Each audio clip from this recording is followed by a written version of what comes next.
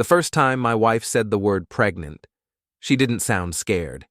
She sounded like someone reading a line she'd practiced in front of a mirror. She set a small plastic stick on the counter like it was a business card. "I'm pregnant," she said. Then she watched my face the way people watch the stock market. Not emotional, not hopeful, measuring. I stared at the stick for a second too long, because my brain always did that thing where it tried to be polite before it tried to survive. "That's... wow," I said. "Okay." She exhaled like she'd been holding her breath for the last month, which was interesting, because I was pretty sure she'd been holding other things lately. Like her phone, like her schedule, like her gaze, always slightly to the side whenever I entered a room, like I was a pop-up ad she couldn't close fast enough. Before we dive deeper into this story, I have one small request. Please subscribe, drop a like, comment, and hit that hype button to boost this channel so more people can discover these incredible Reddit stories. "You're not happy?" she asked. It was the wrong question. Or maybe it was the right question, asked by the wrong person at the wrong time. "I'm processing," I said. I picked up the stick. It was warm. Not from her body. From the counter lights. Everything in this house was warm from something artificial. She leaned on the island, arms folded, posture casual in a way that felt rehearsed. Her nails were freshly done, pale pink, innocent. The color women choose when they want to look harmless while sharpening the knife. "We need to talk about next steps," she said. "Next steps. Not our baby, not our future. Next steps, like we were negotiating a contract." "Sure," I said. "Doctor, vitamins, all that." She nodded quickly, like she'd scored a point. "And I told my mom," she added. "She's excited." I kept my eyes on the stick, because if I looked at my wife's face too long, I might say something honest. And honesty was a weapon you only used when you were ready for the war it started. "Already?" I asked. "She's my mother," my wife said, like that explained urgency. I turned the stick over in my hand. A little window, 2 lines, the kind of proof people believe because it fits in their palm. "Congratulations," I said softly. Her shoulders loosened, and for a second she looked relieved. Then her relief changed into something else, something close to victory, so quick I almost missed it. My wife smiled. "Thank you." There were a dozen things I could have said right then. I could have asked why she'd been coming home later than usual for the last few weeks, with her hair smelling like someone else's cologne and someone else's confidence.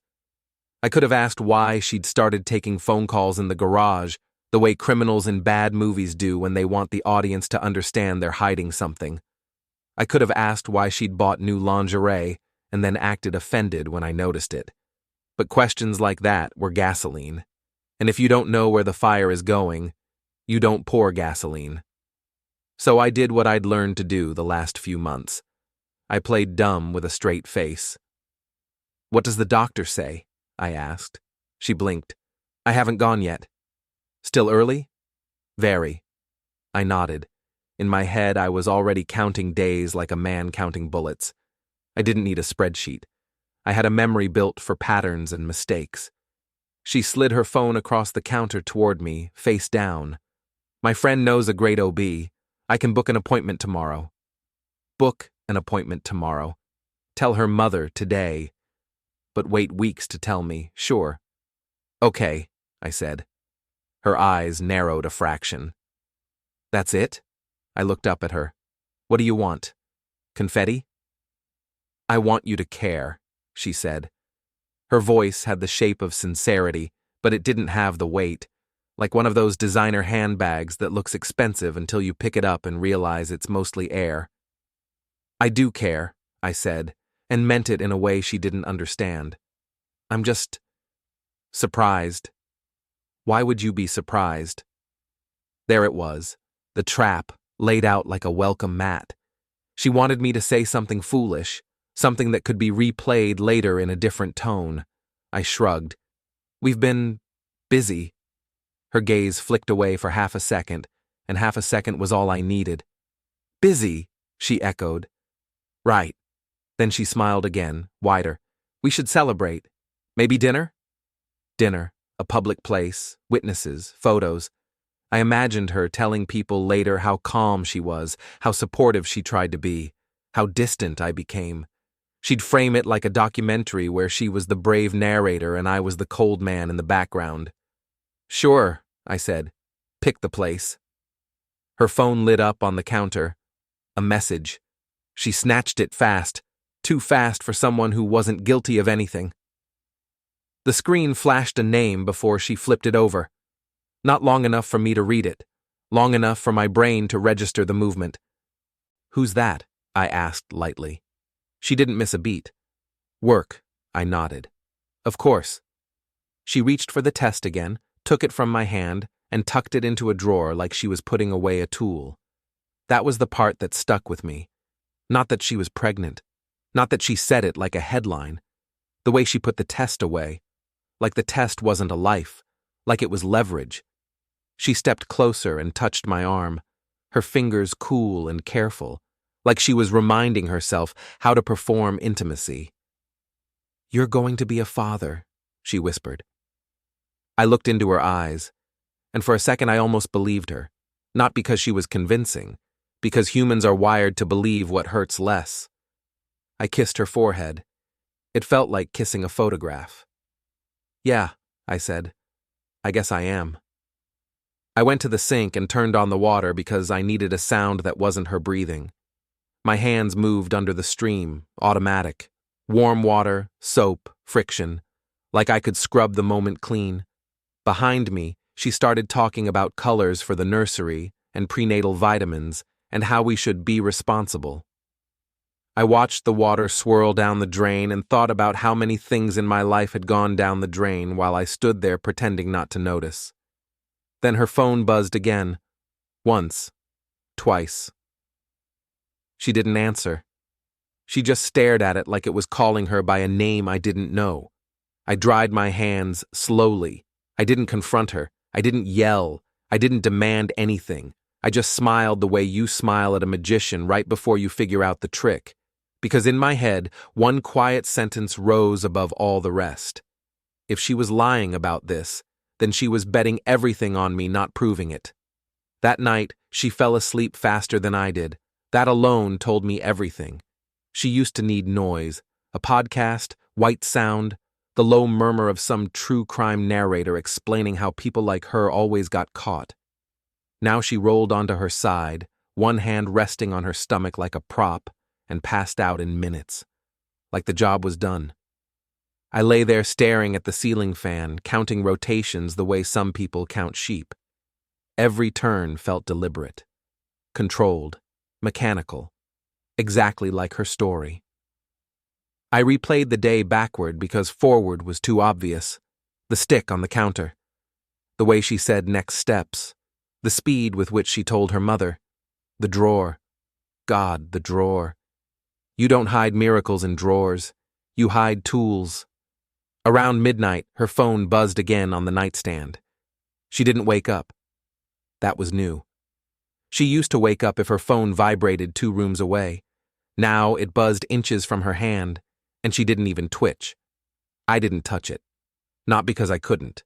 Because I didn't need to. People think betrayal is loud. It isn't. It's repetitive. It hums. It sends the same signals over and over until your brain finally stops pretending it's static. The next morning, she was cheerful, overcorrecting, humming while she poured coffee, asking me if I wanted eggs, calling me love with a brightness that felt rented. I booked the appointment, she said casually. Tomorrow. Already? I asked. She smiled. You said next steps? I nodded. I did. She kissed my cheek and grabbed her bag. I'll be late tonight. Work dinner. Of course. I watched her walk out, heels clicking like punctuation marks at the end of a sentence she thought she'd finished writing. As soon as the door closed, the house went quiet in that way that only happens when you realize you've been living with noise you didn't consent to. I didn't rage clean. I didn't punch walls. I didn't sit on the couch staring into space like men do in commercials when their lives collapse. I made coffee. Then I sat at the table and did what I was trained to do for a living. I reconstructed timelines.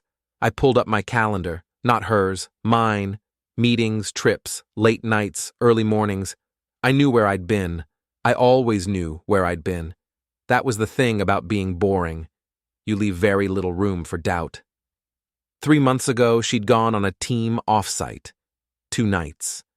I'd stayed home, finished a report, ordered takeout from the Thai place she hated because it smelled cheap. She came back glowing, said the hotel gym was amazing, said she'd barely slept because of the early sessions. That was around the time she stopped touching me without purpose. 6 weeks ago, she started coming home late on Thursdays. Always Thursdays. Said traffic was worse those days. Traffic, apparently, only respected a weekly schedule. 4 weeks ago, she bought the lingerie. 2 weeks ago, she stopped letting me near her phone. And yesterday, she told me she was pregnant. I didn't need a DNA test to know the math didn't like her. Still, math is only useful if you can show your work. I went to the bedroom and opened the drawer she'd put the test in. It was still there, nestled between old receipts and a charger that never worked. I didn't touch it. I didn't photograph it. I just looked.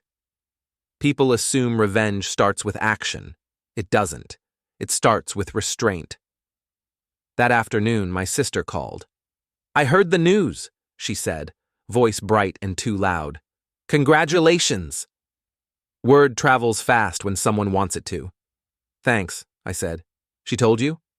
"Of course. She's glowing." I stared at the wall across from me. "Yeah, glowing." "You okay?" my sister asked. "You sound quiet." "I'm good," I said, just taking it in. After I hung up, I checked my email. Nothing unusual. Then my phone buzzed. Unknown number. I let it ring. Then it buzzed again. A text this time. "She told you?" No name, no greeting, no punctuation. That was when I smiled for real. Because people who aren't involved don't text questions like that. I typed back slowly. "Who is this?" 3 dots appeared. Disappeared. Appeared again. Just someone who doesn't want problems. I leaned back in my chair. "Too late," I typed. "Those started without me." No response. I didn't chase it. Chasing is for men who are still hoping. I wasn't hoping anymore. I was calibrating. That evening, she came home late, like she said she would. Smelled like wine, not drunk, just enough to feel relaxed and superior. "How was your day?" she asked. "Quiet," I said. "Yours?"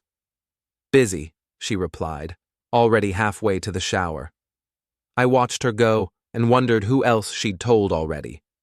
Who else had rehearsed their sympathy faces?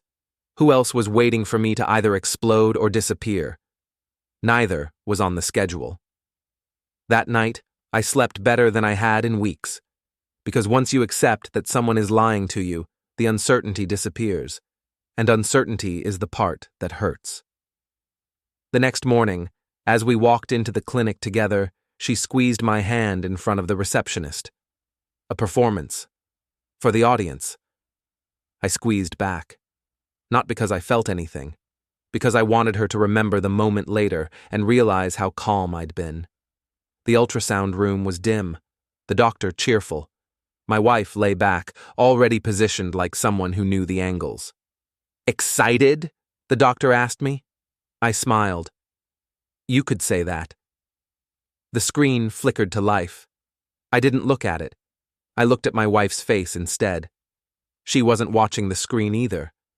She was watching me.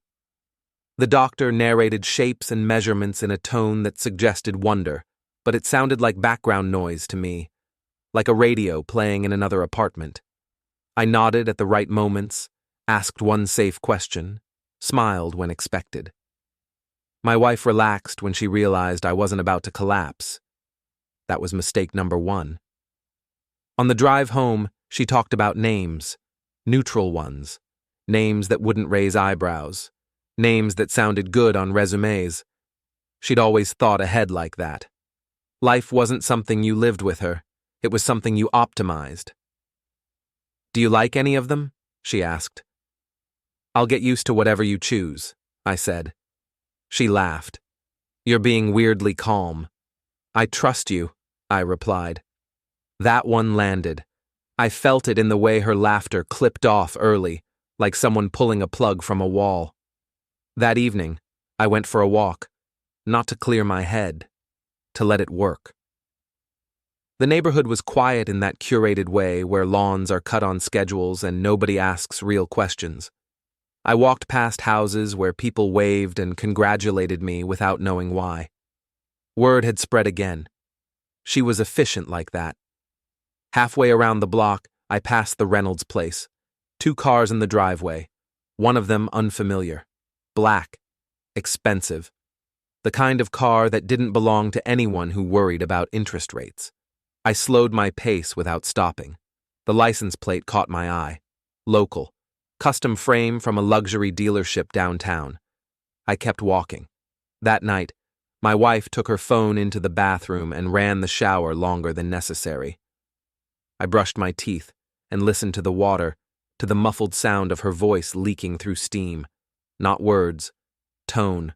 Soft. Controlled. Intimate. When she came out, she avoided my eyes and went straight to bed. I stayed up and opened my laptop, not to snoop, to remember. I pulled up my medical portal. It took less than a minute to find what I needed. Date, procedure, notes, digital signatures. A PDF stamped and archived so cleanly it almost felt smug. 3 years ago. No complications. Confirmed. Permanent. I stared at the screen longer than I needed to, not because I doubted it, but because I wanted to feel the full weight of what she'd decided to gamble against. Somewhere in the house, my wife slept peacefully. I saved the file in 3 places: cloud, external drive, email to myself. People think revenge is about destruction. It isn't. It's about redundancy. The next day, the unknown number texted again. She's nervous, I typed back. You should be too. This time the reply came fast. You don't understand what you're doing. I smiled at that. Oh, I do, I wrote. You just don't understand when I started. There was no answer after that. At dinner that night, she mentioned her boss by name for the first time in weeks, casually, like it had slipped out. He's been very supportive, she said, pushing food around her plate. About everything. Is he married? I asked. She froze for exactly 1 second. Yes, she said. Why? Just curious, I replied. He seems invested. She laughed too loudly. You're imagining things. Probably, I said. Later, as she slept, I checked my phone. A new message. From a different number this time. We need to talk. I didn't reply. Instead, I went to the garage and sat in my car with the engine off, the dark pressing in from all sides. I stared at the dashboard until my eyes adjusted, until the familiar shapes became foreign. I thought about the man who'd sent that message, about how confident he must have felt, how untouchable, how certain that I was just another obstacle he could step over. Men like that don't plan for silence. They plan for noise, for anger, for mess. I gave him none of it. The following morning, my wife stood in front of the mirror adjusting her hair, one hand on her stomach again, the gesture already automatic. You okay? She asked without turning around. Never better, I said. She smiled at our reflection. You're going to be a great father. I met her eyes in the mirror. Maybe, I said, but I'm going to be a terrible liar. Her smile faltered, just a little, and for the first time since she'd placed that stick on the counter, I saw it. Not confidence. Fear. That was when I knew the story had passed the point where either of us could stop it. The message came while I was at work. Not dramatic. Not threatening. Just 3 words that pretended to be casual. We should meet. No name. Same unknown number. I stared at the screen for a full minute, then locked my phone and went back to what I was doing. Let it sit there unanswered, like a fly trapped behind glass. People underestimate how loud unanswered messages can get in their own heads. An hour later, another text, just to talk. That one made me chuckle. Talking is what people suggest when they're running out of leverage. I waited until the end of the day before replying. Public place, tomorrow, noon. 3 dots appeared instantly. Okay, no argument, no conditions. He was already negotiating from his knees and didn't even know it yet. That night, my wife cooked. Actually cooked. Not one of her performative meals meant for photos, but something from memory. Something heavy. Comfort food. The kind of dish you make when you're trying to anchor someone emotionally. She set the plate in front of me and watched my reaction. "Smells good," I said. She smiled, relieved. I thought we could use something familiar. Familiar, like the lie she was trying to sell me. Halfway through dinner, she reached across the table and took my hand. "We're okay, right?" she asked softly. I looked down at our hands. Her ring. My ring. Symbols that only mean something if both people respect the rules. "We're married," I said. "That's not the same thing." She withdrew her hand slowly. "You're scaring me." I met her eyes. "Good." She laughed it off like I was joking, but her knee bounced under the table for the rest of the meal. That night, she didn't sleep. I could feel it. The subtle shifts, the shallow breathing, the way her phone lit up under the covers and dimmed again. At 2:13 a.m., she whispered, "Are you awake?" "Yes," I said. Silence stretched. "Do you ever think," she began, then stopped. "No," I said. "I don't." She turned away from me. I smiled into the dark. The cafe was busy the next day. Office crowd, laptops, conversations that pretended to be important. I chose a table with my back to the wall out of habit. Not paranoia, awareness. He arrived 5 minutes late. That told me everything I needed to know. He was taller than me, better dressed. The kind of man who believed presence alone counted as authority. Expensive watch, confident walk that slowed when he saw me. Recognition flickered in his eyes. "Thanks for coming," he said, extending his hand. I didn't shake it. "Sit," I said. He did. Up close, he looked tired, not exhausted, stressed. The kind of stress that comes from a problem that won't respond to money. "She's pregnant," he said immediately, like ripping off a bandage. "So I've been told," I replied. He leaned forward. "Look, I don't want this to get messy." I raised an eyebrow. "Then you shouldn't have stepped into someone else's house." His jaw tightened. "You don't know the whole situation." "That's where you're wrong," I said calmly. "I know exactly enough." He glanced around, lowering his voice. "She told me you were distant, that the marriage was basically over." "She also told you the baby was mine," I said. He froze, just for a second, but it was enough. "I don't know what she told you," he said carefully. I leaned back in my chair. "Then this conversation is already pointless." His phone buzzed on the table. He ignored it. "I'm willing to help," he said. "Financially. We can figure something out that works for everyone." There it was. The language of men who think problems are invoices. "I don't want your money," I said. "I want you to understand something." He swallowed. "What?" "You're not the threat," I said. "You're the leverage." His face drained of color. I stood up, placed a few bills on the table for my coffee, and leaned down so only he could hear me. "You should stop seeing her," I said quietly. "And you should prepare for the fact that when this ends, she will try to destroy you before she ever apologizes to me." I straightened up. "Enjoy the rest of your lunch," I added, then walked out. I didn't look back. That evening, my wife was pacing when I got home. "Where were you today?" she asked too quickly. "At a cafe," I said. "Talking." "With who?" I took off my jacket slowly, deliberately. Someone who finally understands his position. Her face went pale. "You talked to him?" she whispered. "I listened," I corrected. Big difference. She opened her mouth, then closed it again. Her hands trembled. "You had no right," she said. I smiled. "You gave me every right the moment you decided I was stupid."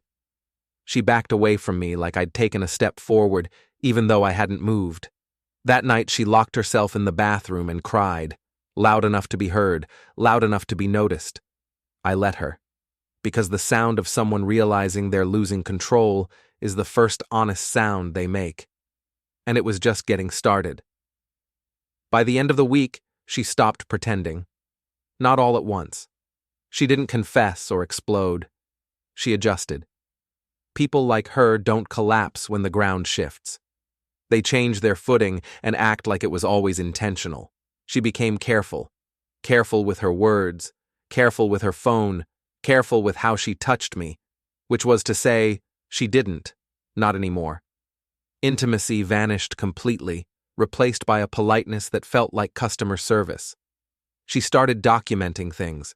I noticed it the way you notice mold, not by seeing it directly, but by the smell of something rotting behind the walls. She'd pause mid-conversation and glance at her phone like she was checking timestamps in her head. She'd repeat things back to me, slightly wrong, like she was testing how I'd correct her. She'd sigh loudly during arguments that didn't exist yet. One night she said, "I feel like you're emotionally unavailable." I looked up from my book. "You feel that?" "Yes," she said carefully. "And I think it's important we acknowledge it." Acknowledge. Another word she liked when she wanted something recorded without saying the word record. "I think," I replied, "that emotions aren't the problem here." She stared at me, waiting. I didn't continue. 2 days later, she suggested couples counseling. "I want us to do this right," she said, hand on her stomach again. Always the prop. I nodded. Great idea. Her relief was immediate.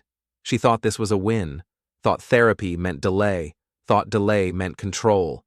She booked the appointment herself. Of course she did. The counselor was neutral, safe, the kind of professional who used phrases like shared responsibility and navigating uncertainty. My wife spoke first, tears on command, voice trembling at all the right moments. "He's distant," she said. "He doesn't talk about the baby. I feel alone." The counselor turned to me. "How does that land for you?" I folded my hands. "I think she's scared." My wife blinked. "Scared of what?" the counselor asked. "Of the truth arriving before she's finished rearranging the furniture," I said calmly. The counselor frowned. My wife's eyes flashed. "That's not fair," she snapped. "You're implying I'm lying." I shrugged. "I'm implying you're rushing." The session ended with homework and concerned looks, exactly as she'd planned. That night, she packed a bag. "I need space," she said, standing in the doorway. "For the baby." "For the story," I corrected. She didn't deny it. She went to stay with her mother. The house felt bigger immediately, quieter, like it had been holding its breath for months and finally exhaled. That's when the legal emails started. Polite at first, requests, clarifications, subtle pressure disguised as cooperation. She wanted financial commitments, interim support, statements of intent. I forwarded everything to a lawyer I'd already chosen. He was older, quiet, the kind of man who didn't interrupt because he didn't need to. "She's building a narrative," he said after reading the emails. "Classic. Pregnant spouse, emotionally distant husband."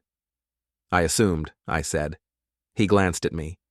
"Anything I should know before this escalates?" I slid the printed medical report across his desk. He read it once, then again. Then he looked up and smiled for the first time. "Well," he said, "that changes everything." Outside, my phone buzzed. A text from the lover. "She's losing it." I replied with one word. "Good." That weekend, I drove past his house, not to do anything, just to see it. Big place. Clean lines. Security lights. The kind of house that looked invincible until you realized how much glass it had. I parked down the street and waited. He came out late, jacket over his arm, talking on the phone, pacing, angry, gesturing at nothing. I stepped out of my car. He didn't see me at first. I let my keys jingle. He turned, froze. I walked closer, not fast, not slow, close enough that he could smell the coffee on my breath, close enough that he had to tilt his head back slightly to keep eye contact. "I told you to prepare," I said quietly. He swallowed. "You're stalking me." I smiled. "I'm standing on a public street." "You need to stop," he said. "This is harassment." "No," I replied. "This is a courtesy." I stepped past him, glanced at his car. Brand new, perfect paint, untouched. "Nice vehicle," I added. "I'd hate for stress to make you careless with it." His jaw clenched. "Are you threatening me?" I leaned in just enough for him to hear me over his own heartbeat. "I'm reminding you," I said, "that fear travels faster than truth, and you're already behind." I walked away before he could respond. The next morning, my phone lit up with missed calls from my wife. 5, 6, 7. I answered on the 8th. "What did you do?" she demanded, voice shaking. "I stayed honest," I said. "You should try it." "You talked to him again," she said. "He's panicking." I leaned back in my chair. "Then he's finally paying attention." "You're ruining everything," she hissed. "No," I corrected calmly. "I'm letting it collapse under its own weight." She hung up. I stared at the silent phone and felt something settle inside me. Not relief, not anger, clarity. Because at that point, there was no version of this where she walked away clean. And there was no version where I walked away quietly. The only thing left was timing. By the time the court date was set, everyone had chosen their sides. Not because they knew the truth, because the story was convenient. Pregnant wife, absent husband, concerned family. Whispered words like emotional abuse and instability floated through conversations I was never invited to, but always heard about later. She was good at that, never accusing directly, just arranging the furniture so people tripped over the same conclusions. My lawyer warned me. "She's trying to provoke a reaction." "I know," I said. And I'm disappointing her." She filed for temporary support, not outrageous, just enough to feel reasonable. She claimed stress, anxiety, fear for the baby's well-being. The paperwork was clean, emotional, carefully worded. She didn't know about the PDF. The lover, on the other hand, knew something was wrong. He started calling again, not texting, calling. That's what men do when their confidence erodes. They want to hear a human voice confirm they still exist. I let it ring. Then one evening, as I was leaving my lawyer's office, I found him waiting by my car. That was mistake number 2. "Jesus," he said when he saw me. "You don't look scared at all." "I told you," I replied. "You're not the threat." He ran a hand through his hair. He looked worse than before, hollow, the kind of tired that doesn't come from work. "She's telling people the baby's yours," he said, publicly. I unlocked my car but didn't get in. And if that's true," he continued, lowering his voice, "then I'm just some guy she made a mistake with." I finally looked at him. "That's the version you're hoping for?" I asked. He hesitated. That hesitation told me everything. "You haven't asked the right question yet," I said. "What question?" he demanded. "Whether the baby is mine," I said, "or whether you're about to become very important in a way you don't like." His face drained. "She wouldn't," he whispered. "She already did," I said. "She just hasn't told you yet." He stepped closer, voice shaking. "You're lying." I smiled. "About what? Biology?" That night, he didn't go home. I knew because his car stayed parked outside his office until morning. The next day, my wife called me crying. Real crying this time. No rhythm, no control. You're poisoning him against me, she sobbed. He's turning on me. I let the silence stretch. You did that yourself, I said. I'm just letting the timeline catch up. You don't understand, she said. He's asking questions.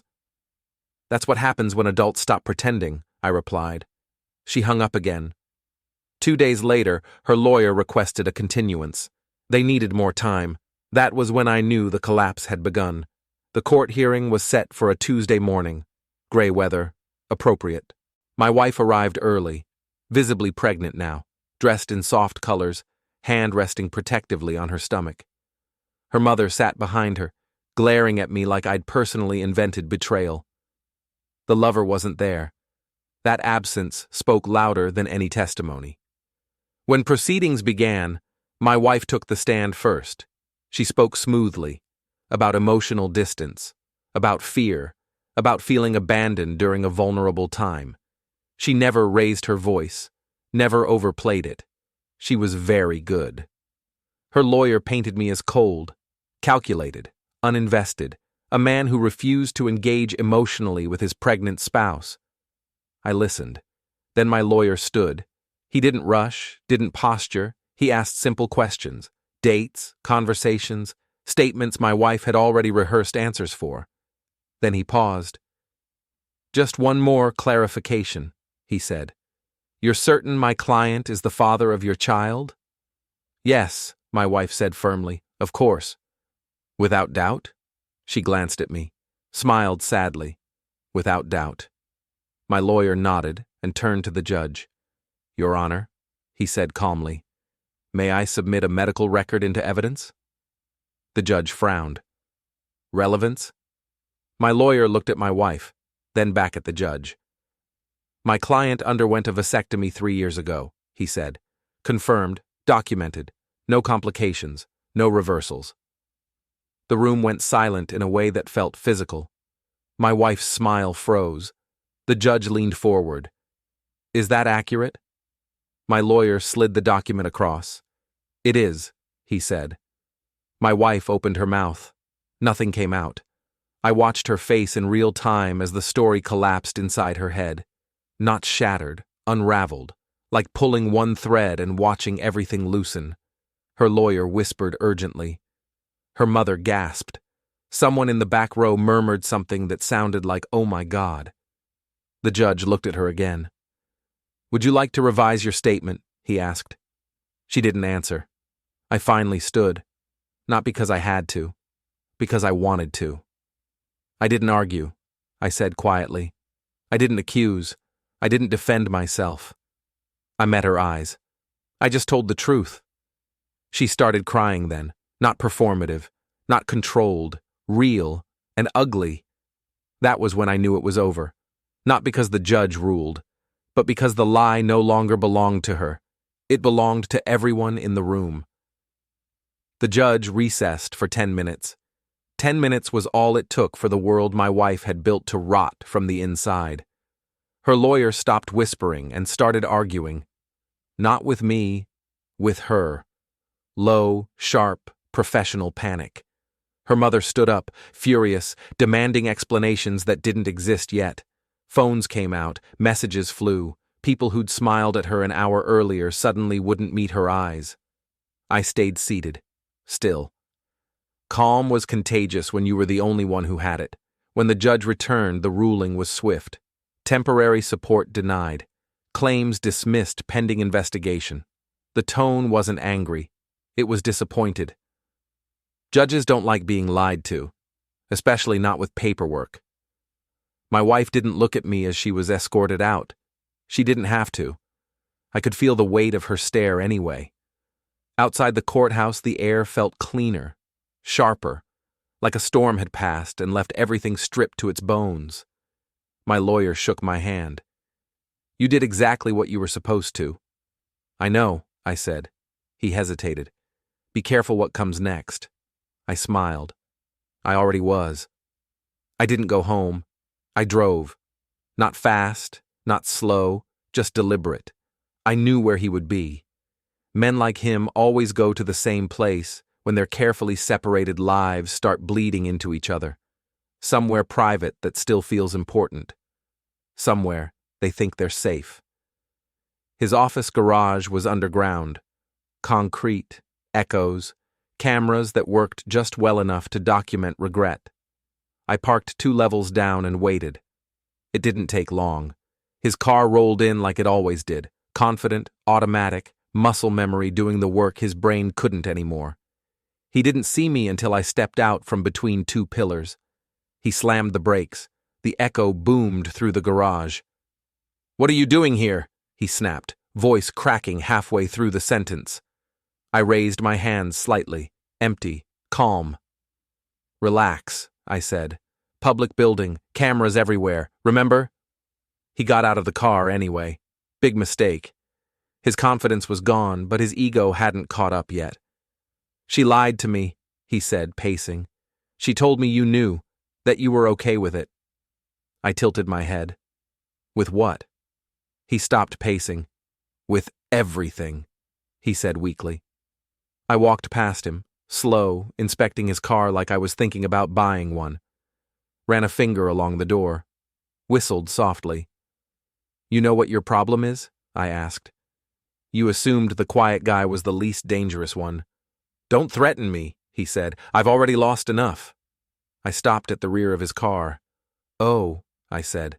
"You haven't started yet." He lunged forward, grabbing my arm. That was the only physical contact between us. I looked down at his hand on my sleeve, then back up at his face. "Let go," I said. He didn't. So I leaned in, close enough that he could smell nothing but certainty. "I know about the lake house," I said quietly. "The one not in your name. I know about the neighbor who complains. I know about the photos you keep deleting and re-uploading because you think the timestamps reset." His grip loosened. "I know about your wife's suspicions," I continued, "and how close she already is to the truth. All I have to do is stop being polite." He stepped back like he'd been shoved. "You wouldn't," he whispered. I smiled. "I already did. I just haven't told you how much." I reached into my pocket and pulled out my phone, not to show him anything, just to let him see it. "I don't need to ruin you," I said. "You're already doing that yourself. I just need to decide when to stop you from lying about it." His knees actually buckled. He caught himself on his car, breathing hard. "What do you want?" he asked. I thought about it for a second. Then I shook my head. "That's the wrong question," I said. "What you want doesn't matter anymore." I walked away. Behind me, I heard a sharp crack. I didn't turn around. Later, I learned it was his fist, hitting his own car door hard enough to cave it in. Insurance would call it stress-related damage. Accurate. That night, my wife called me for the last time. No anger, no manipulation, just fear. "They're asking questions," she said. "Everyone. My mother, my lawyer, him." I didn't answer. "Please," she whispered, "we can still fix this." I closed my eyes. "No," I said. "You can't fix something you built to break." She started crying again. I hung up. I drove home, packed the last of my things, and left the house exactly as it was. Lemons still in the bowl, drawer still half open. On my way out, I checked my phone. One new message. From him. "She's gone. Took everything she could carry." I replied with one sentence. That's what happens when the lie finally needs a place to live. I got into my car and started the engine. As I pulled away, I saw a familiar vehicle parked down the street. His wife's. She was sitting inside, phone in hand, staring at his house like it was a crime scene. I didn't stop. I didn't wave. I just drove past, knowing exactly what conversation was about to happen behind me. The story didn't need an ending. It had already arrived. I thought it was over. That was my mistake. Revenge doesn't announce its final act. It waits until everyone relaxes just enough to forget that fear has momentum. It was close to midnight when I got the call. Not from her, not from him. From a number I didn't recognize, But this time the silence on the other end wasn't cautious. It was furious. "You think you're clever?" a woman's voice said, tight, controlled, the kind of control that only comes from someone who has already confirmed the worst. "You think you can just walk away?" I didn't answer. I didn't need to ask who it was. "I know everything now," she continued. "The house, the lies, the baby, all of it." I leaned back against the hood of my car, the metal still warm from the drive. "Then you know more than I ever wanted to," I said. A sharp breath. "Where are you?" "Safe," I replied. "You?" Another pause, longer this time. "Not yet," she said. I closed my eyes. She hung up without saying goodbye. 10 minutes later, my phone buzzed again. This time it was him. "She's here. No punctuation, no bravado, just surrender." I didn't drive fast. Fast would have meant urgency, panic. I drove like a man who knew exactly where the fire was going to break out and wasn't interested in getting burned twice. Their street was lit up when I arrived. Not police, not ambulances, just lights, houses awake, curtains pulled back an inch too far. The quiet electric buzz of a neighborhood watching a man's life unravel in real time. His wife's car was gone. His garage door was open. His front door was not. I parked down the block and walked. He was sitting on the steps when I reached the house, head in his hands, jacket tossed aside like it no longer belonged to him. "She took everything," he said without looking up. "Documents, clothes, jewelry, even the damn wine." I stood there, hands in my pockets. "And?" I asked. He laughed, a broken sound. "And she told me I could keep one thing." I waited. "The truth," he said. "She said I'd earned it." Silence stretched between us, not hostile, just empty. "I didn't know," he said finally. "About the vasectomy, about the plan." "You knew enough," I replied. He looked up at me then. His face wasn't angry anymore. It was hollow, like a house after a flood. "She told me the baby was yours," he said, "that you were weak, that you'd sign whatever she put in front of you." I nodded.